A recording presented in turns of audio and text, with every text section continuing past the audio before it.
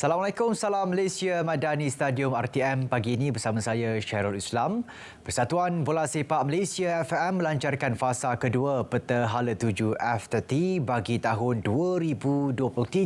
2023-2026 semalam.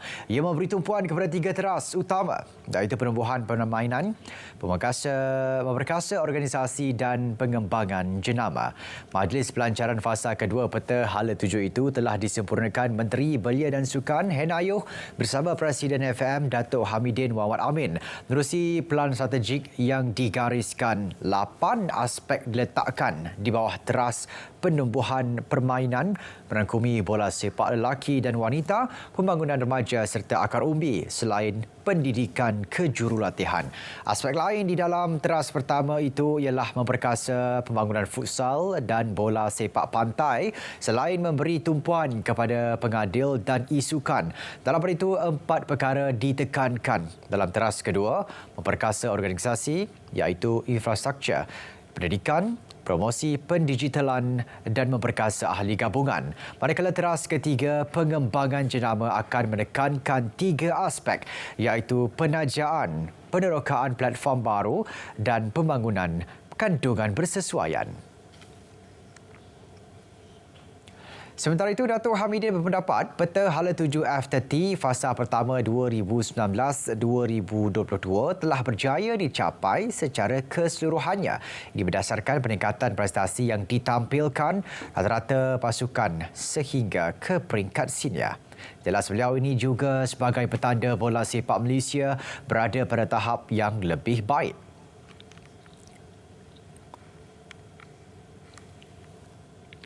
So this one we must keep maintain for another 3 years, another 4 years for this phase 2, because we are looking forward for 2007 and 30 for the high level.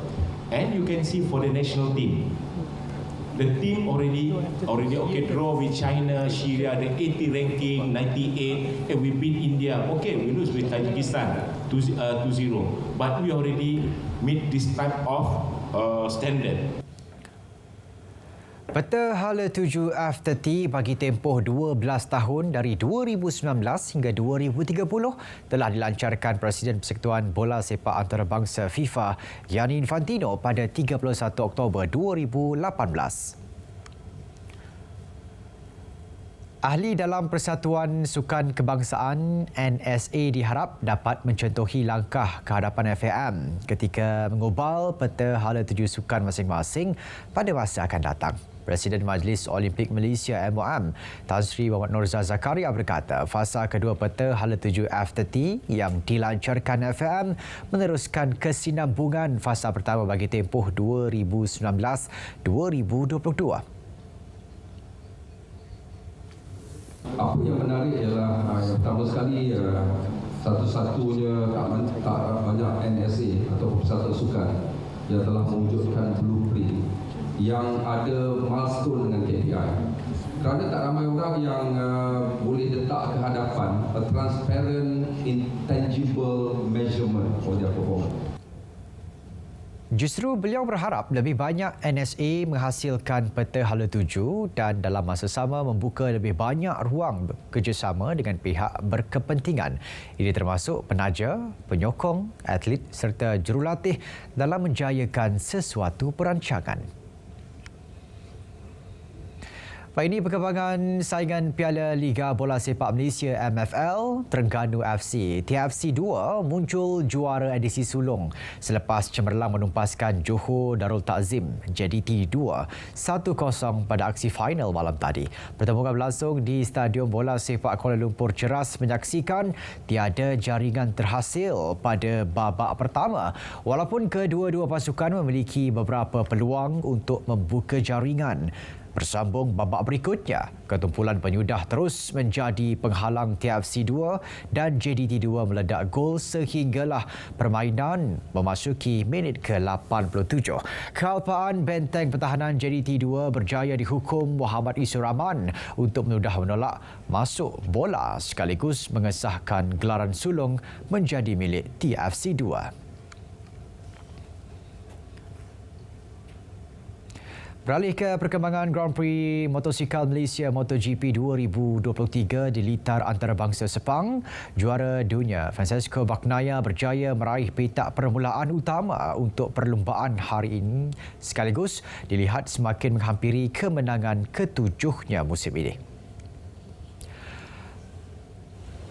Pelumba Ducati Linova Team itu turut mencipta rekod baru sepusingan 1 minit 57.491 saat dalam sesi kelayakan pagi semalam. Ia sekaligus memadam catatan 1 minit 57.790 saat yang dilakukan pesaing rapatnya Josh Martin daripada Prima Pramac Racing tahun lepas.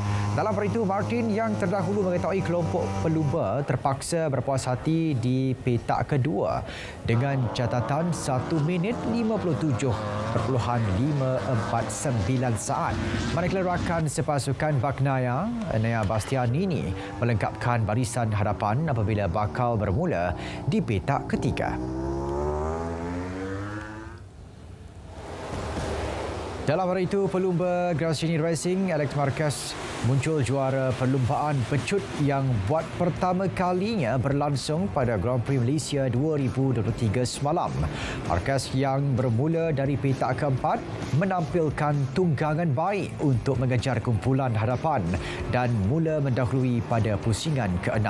Sebelum menamatkan perlumbaan dalam masa 19 minit 58.713 saat, ini merupakan kejayaan kedua pelumba Spanyol itu dalam perlumbaan pecut selepas memenanginya pada GP British Ogos lepas. Pelumba berusia 27 tahun ini melintasi garisan penamat 1.589 saat di hadapan pelumba Prima Pramac Racing Josh Martin, manakala pendahulu kejuaraan tahun ini Francesco Bagnaia daripada pasukan Ducati Linova di tempat ketiga.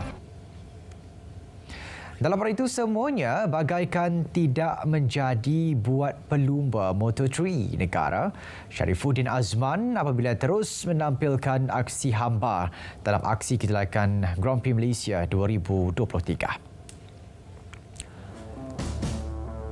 Pelumba berusia 22 tahun yang lebih dikenali sebagai Damok itu bakal memulakan perlumbaan di tempat terakhir selepas menamatkan saingan kelayakan satu di kedudukan tercurut dengan 2 minit 13.499 saat. Terdahulu, beliau menampilkan prestasi kurang memberansangkan selepas melengkapkan sesi latihan ketiga di tempat kedua terakhir dengan catatan 2 minit 14.199 saat. Beliau bagaimanapun kekal optimis masih mempunyai peluang untuk melakar kejutan sekiranya pasukan MT Helmets MSI mampu memastikan jentera KTM yang digunakan berada dalam keadaan terbaik pada perlumbaan sebenar hari ini.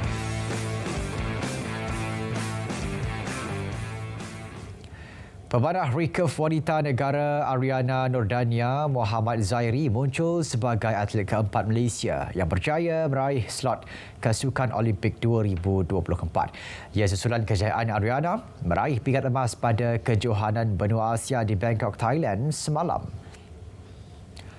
Menurut Presiden Persatuan Memanah Kebangsaan Malaysia, Datuk Abdul Hamid Hassan, atlet berusia 18 tahun itu mengesahkan slot ke Paris selepas berjaya mara ke pentas final di Bangkok.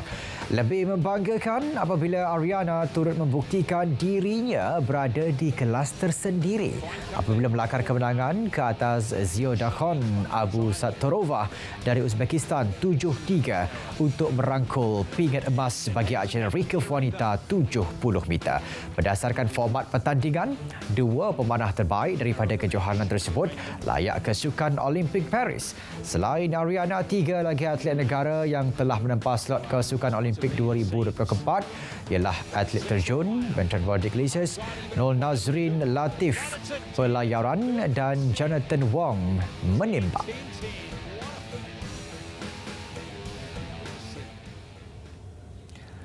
Saudara, dari sungai ke segara, Palestin pasti merdeka. Sekian Stadium RTM, salam Malaysia Madani, salam sukan untuk semua dan selamat menyambut Deepavali.